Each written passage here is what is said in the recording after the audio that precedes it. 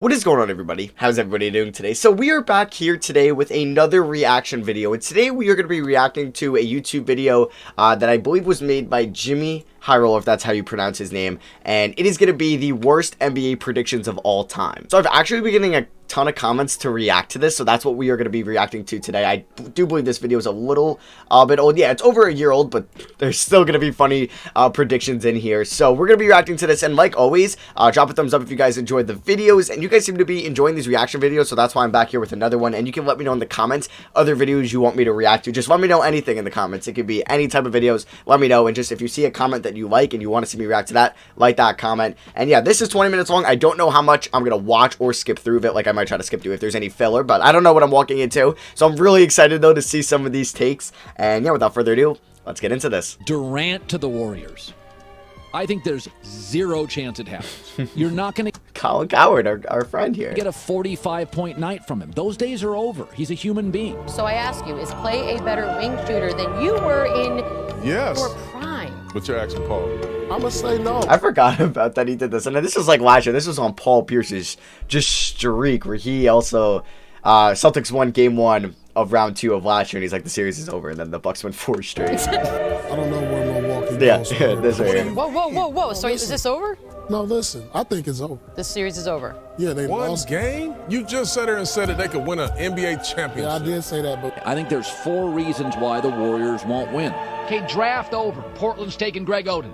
It's over. There's no other argument. Any talk show host, any emailer, any caller that goes on. Now, I believe this is Colin Cowherd. This isn't a horrible take because Greg Oden was kind of the guy out of college over Kevin Durant. It was a little bit of a debate, but I think after listening to the Bill Simmons podcast a couple weeks ago about this, a lot of executives were high on Greg Oden. Obviously, he went #1. So a lot of people also thought if he never got injured, he could have been one of the greatest centers of the 21st century. So it's not really a horrible take if the player gets injured. Now, if Greg Oden was just horrible, was healthy, and was just flat out just bad, yeah, you could say this is a bad take, but I don't know. I'm just playing devil's advocate to that point. But yeah, let's get back into this. And says Durant should be #1, in doing their homework, or is just trying to incite calls and be controversial. Greg Oden is the #1 pick. It's all over. Can LeBron ever pass Jordan? Of course he can. To me, the question is will and when. And the answer is in about 4 months when this Cavs team wins another title. I'm guessing that was 2018 or 17. That's a classic one right there from Doug Gottlieb. Johnny Flynn. Okay, so it's looking like that he's just kind of going over some of the bad takes. So he kind of just started going over what Paul Pierce said about the Bucks. I just watched kind of like 3 minutes of it, so we can get back into this. Giannis just keeps getting better and better, and the Celtics watch their star walk off the court in the final moments of Game 4. Now, man, that team, I'm just gonna pause it for a second. That Celtics team, man, just everything went bad for them. Like, once they made that Kyrie Irving trade, they were fresh off signing Gordon Hayward, drafted Jason Tatum. People thought they were going to run the NBA for the next 5 years, like, with that squad. And they had Al Horford basically in his prime, basically. Man, you had Jaylen Brown, Jason Tatum, Kyrie Irving, Gordon Hayward, Marcus Smart, Al Horford, and you still had another, or no, you traded the Brooklyn pick, but you still had the Memphis pick that had high value. You had the Sacramento Kings pick at that time had insane value, and both those didn't really work out for Boston, but still. Man, I forgot how high, like, they're still a really good team right now, obviously, and they could still win a championship in the next 5 years, but they were just, it just sucks because Kyrie and Hayward got hurt in their first year, and then the Kyrie drama in the second year, and Gordon Hayward needed that rehab year, and he wasn't as good, but yeah, I was just reminiscing on that. I love you, dog, but I'm gonna need you to hold this for me. But at least Pierce played the game and can speak from experience. On the other end of the spectrum, you have a guy like Colin Cowherd, who is super entertaining to listen to, but only because his analogies are second to none. Melo is that bad relationship partner. Leaves the toilet seat up, doesn't help with laundry, dishes always in the sink. And because his predictions are just so off the wall. Like in 2007 when he had this to say about Greg Oden and Kevin Durant. He is quicker than Durant in the lane agility drill and has better numbers in the running and standing vertical jumps. In the standing vertical jump, a 7-foot center. Okay, draft over. Portland's taking Greg Oden. It's over. There's no other argument. Any talk show host, any emailer, any caller that goes on and says Durant should be number one in doing their homework or is just trying to incite calls and be controversial. See, that's a bad take there, saying that. Greg Oden is the number one pick. It's all over. Couldn't bench a $185. Well, it doesn't matter. I Yes, forgot it that, yeah, does. that KD had It's a physical league. It's 0 a reps on the bench. Long 8-month season. But you're telling me I can draft just another wing guy? Just another guy who, he's got Antonio McDyess written all over him. He'd be a good player, but he's just another wing guy. Danica Patrick can bench press a $185. Now, I will say, hindsight is always 20/20, and at the time, Greg Oden was seen by a lot of experts to be the number one pick in the draft. But how are you gonna call a 6'10", lengthy, shot-creating wing that averaged 26, 11, 2, and 2 a game as a freshman in college just another wing? Durant had superstar written all over him from day one. In fact, years later, Durant had some choice words for Cowherd and his harsh prediction. I knew nobody in the draft could guard me. I knew that. And I knew that you didn't have to bench press to lift a basketball up. I was ranked the last person in the camp drill-wise. I was the worst player. That tells you a lot about the significance of that stuff. But this wasn't the last time that Cowherd made a bold and strikingly inaccurate prediction about KD. In 2016, Cowherd said that there was a 0% chance of Durant going to the Warriors, and on the off chance that he did go, it would be a bad move. This is a story that I just don't buy. Durant to the Warriors. I think there's 0 chance it happens. And I don't think it's a good move. I think there's 0 chance it happens. See, now, if he would have said a low chance, like, I don't see it, like, there's a small chance, like, it would have been okay, because I think at that time, a lot of people thought he was either staying in OKC, maybe a slight chance he goes to Boston, but nobody really thought, like, okay, this mega team is going to actually happen. The people thought, like, okay, like, it's out there, like, it's an idea, but mainly people thought he was going back to OKC, including me. But yeah, I guess putting it at 0% chances, that's a bad take. And then saying it's not going to work out when you have 2 top 5 players in the NBA throughout that span. A top 15 player and the second best shooter in the NBA, who's also a great defender. And then the best point, or I guess stretch 4 at that time in the NBA, and Draymond Green, who's also a top 20 player throughout that stretch. Saying that's not going to work out is kind of insane. Just 6 days later, Kevin Durant joined the Warriors. But the madness doesn't end there. Just a few months after his initial prediction, Cowherd went on to say that this new Warriors squad had no chance of winning a championship. I think there's 4 reasons why the Warriors won't win. Number 1 is chemistry. Number 2, where's the beef? Number 3. What does that mean? Maybe I'm dumb. Does that mean, like, chemistry, like there's going to be beef between players? Or, like, there's not enough... I don't know. Am I dumb? LeBron's a nightmare matchup, especially because they have no rim protector. And the 4th reason, all the pressure in the world is on Golden State. LeBron is a nightmare matchup. I don't know. LeBron's a nightmare matchup for any team, so clearly you can put that on any team.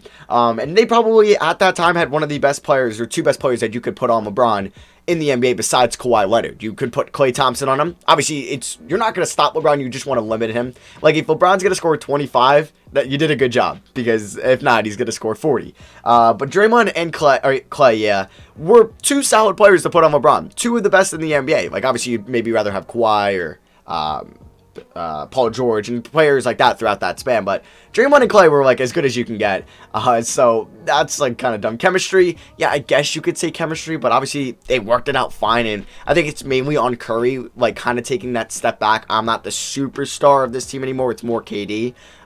Because KD always kind of ended higher in the MVP voting. He always had more, I think, points per game, I believe. So Curry did a good job there. You got to give props to Curry, not kind of being like, oh, this is still my team and getting in that with KD. He was good with that. And then I guess, yeah, all the pressure was on Golden State, but it didn't really matter. And the rim protector, I mean, Draymond Green was arguably the best defensive player throughout like 2015 to 17 in the NBA. He was up there. He was top 3. Rim protector or not. I mean, you're going to let, who was the Cavs center? Tristan Thompson? I don't think Tristan Thompson was really scaring the Warriors. Maybe in 2016, or he played well in what, 2018, whatever. But you know what I mean. But yeah, we still got a lot of content left here. Lineup. This overwhelmingly favored that doesn't, in its current form, have a championship. But, of course, the Warriors went on to win back-to-back championships over the next 18 months. And although Cowherd does have some takes that make you want to call your internet provider and shut off your service just to avoid hearing him ramble for even another second, at least he's entertaining. He's creative. He is. Someone who Definitely. is neither of these things and has even more atrocious Skip Bayless? Is that this transition takes here? and Segue? predictions is Skip Bayless. The man that has made a career off of hating on other men. And just like Cowherd, Skip has made some bold predictions over his career. Like, oh my god. When he claimed that a 52-year-old Michael Jordan could beat a prime LeBron James one-on-one. And he right now at 52 I don't even know he did right this. here right now beat LeBron one-on-one. I mean, and beyond. Come on. You know, Stephen A. Oh Smith. gosh, don't don't do this. You know? See, now, this is dumb. Obviously, everybody knows it's dumb, but I think he knows it's dumb. He's kind of smiling. I think we're looking back on Skip Bayless's career. The dude's kind of a genius. Now, he's either a genius, or he's the most luckiest man ever that people, like, gave him shots and all this recognition for his dumb takes. Because you look at, like, Doug Gottlieb or just other people who have bad takes, they don't get as popular as Skip Bayless. So he's either that, he's just really lucky, or he's just a marketing genius and knew there was a person to clown on and he was going to take that, and he knew he was the clown of all people, so he always knows he needs to say this type of stuff. And hey, he's a millionaire, so it's worked out for him. I don't think he can care really if he has the worst takes, but it's kind of crazy. He's either, like I said, the luckiest man in the sports industry, media industry, or he's just a marketing genius. He just might. He just might be able to. Yep, this man, unapologetically, actually said this nonsense on live television. Not necessarily a prediction, but he was asked a hypothetical question, to which he gave a piss-poor hypothetical prediction. Also, by the way, wait, what is this?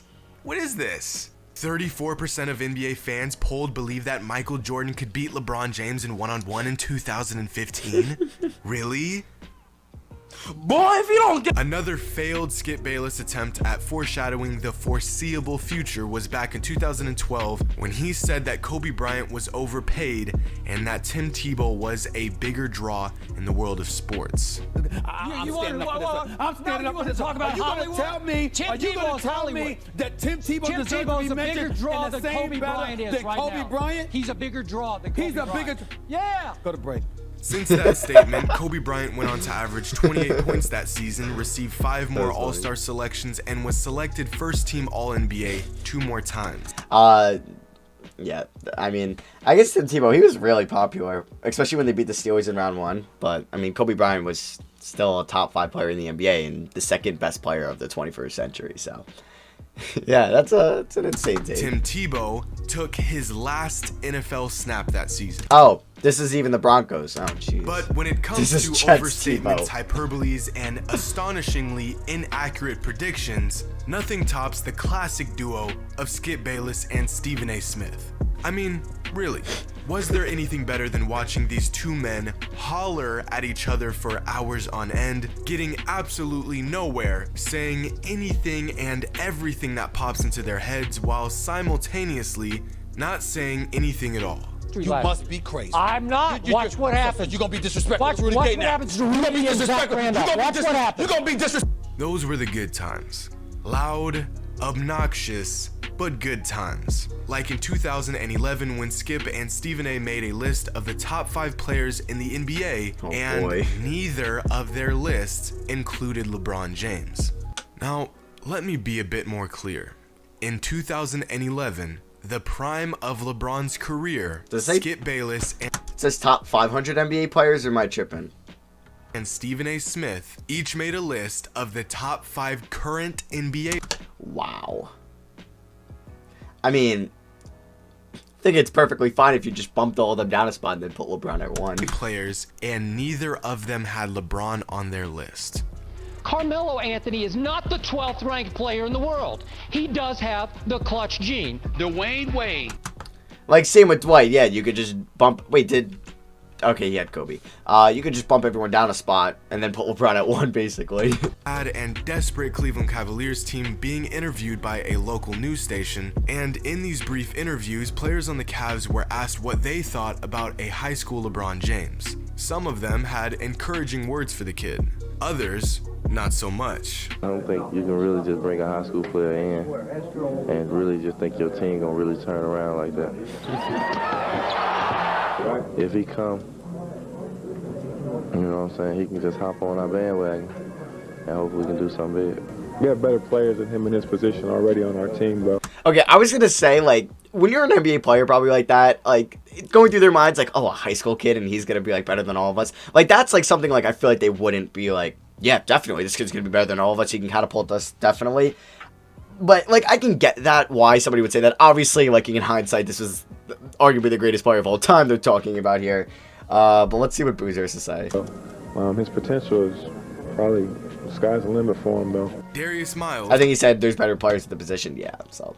Obviously, in hindsight, they were clearly wrong here. Because in basketball, one player can kind of change the altercation of a franchise, but, like, in baseball, probably not. Football, no, like, unless it's a quarterback, but, like, in basketball, one player, especially a small forward, that was this athletic and this can change your franchise history. Yeah, so this one was pretty bad. This is when LeBron left and he was Dan Gilbert, the owner, was promising the fans a championship. And yeah, we all know how bad they were. They ended up getting, what, in 2011, the #1 pick. That was from the Clippers. That was a very lucky trade. They were able to get, not a lucky trade, just a lucky turnout. In the lottery, they get Kyrie Irving. Then they draft Tristan Thompson. It would have been a lot worse if they just only ended up with Tristan Thompson. 2012, they ended up with Deion Waiters. Good job there. 2013, they ended up with Anthony Bennett. Better job there. So, yeah, it wasn't as good in 2014. You know what? LeBron comes back. They draft Wiggins and trade him for Love, and then it was back on the high for them. But, yeah, it wasn't very good in the gap that LeBron was in Miami. But, as we all know, Dan Gilbert was as wrong as he could possibly have been. Since LeBron went to Miami, won 2 rings, came back to Cleveland, and won a ring there as well. Not only was Dan wrong about LeBron finding success with the Heat, he then had to swallow his pride and watch the man win his organization a championship. Pathetic.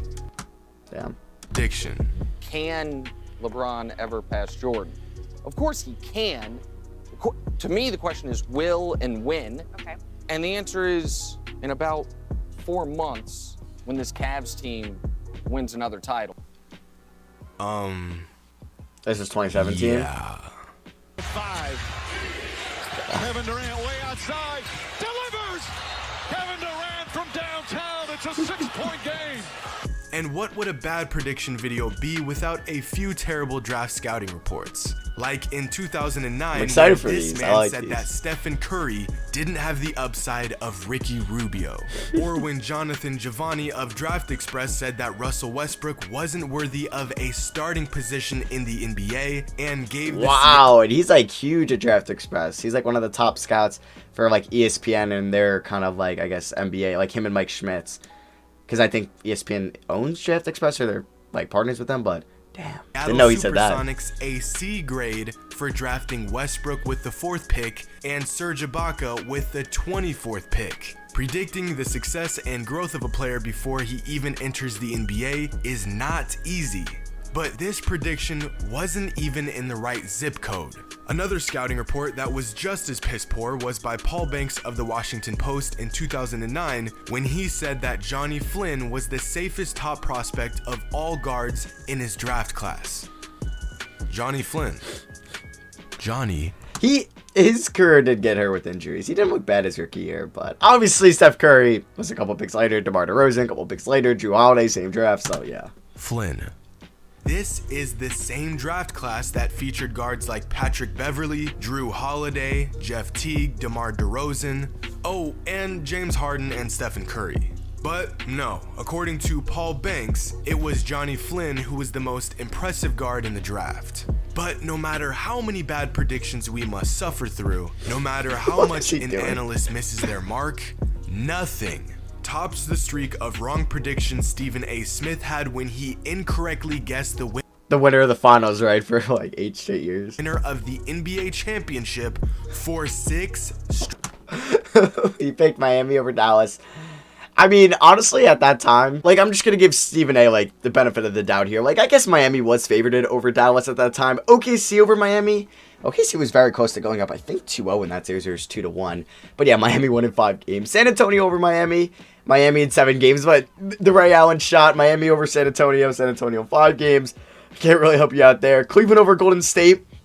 Golden State in 6 games. That was where Kyrie and Kevin Love got hurt. And then Golden State over Cleveland. Cavs won in 7. That's when the Warriors were up 3-0. So I'm not going to say these were horrible. Now, if you picked like the Cavs in 2017 and 18, I'd be like, all right. But like, yeah, like obviously there's some bad ones. And it's very hard to predict 6 wrong in a row. So I'm not saying like this is like not his fault or anything. This is bad. But I was just trying to give him the benefit of the doubt. straight seasons. 1, 2, 3, 4, 5, 6. This man had a 50-50 chance of predicting the correct outcome of 6 straight finals, most of which had a clear favorite, and time again, guessed incorrectly. I wouldn't say they all had a clear favorite. But yeah, that pretty much wraps up the video. I apologize if this was a little longer than most. You guys can let me know, like, do you guys like them when they're around like 10 to 14 minutes, or do you like them because this is probably going to be north of 20 or near 20 minutes? So let me know in the comments what you guys think. Also, hope you enjoyed my reactions to this video. It's definitely a good job by him. I'll link the video in the description below. But yeah, drop a thumbs up if you did enjoy. Thank you all for watching. Let me know in the comments also